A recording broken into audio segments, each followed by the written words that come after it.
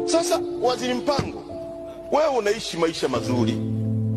Kama uzalendo ni kuwa maskini, kuishi vibaya, kuendesha gari mbaya, tuoneshe wewe mfano huo wa uzalendo. Kwa nini wewe hutaki huo uzalendo?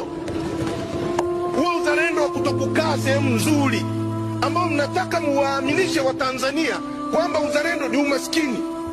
Kwa nini wewe upendi huo uzalendo?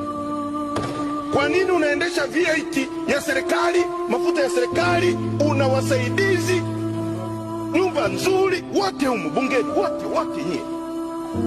Hampendi uzalendo nyie? Mnataka uzalendo huo kwa watumishi wa umma. Msijisifu serikali ya wanyonge. Tuambieni mlikuta wanyonge milioni ngapi, na kwa miaka mitatu mmepunguza wanyonge milioni ngapi? Mnataka kuindoctrinate watu mambo ya ajabu.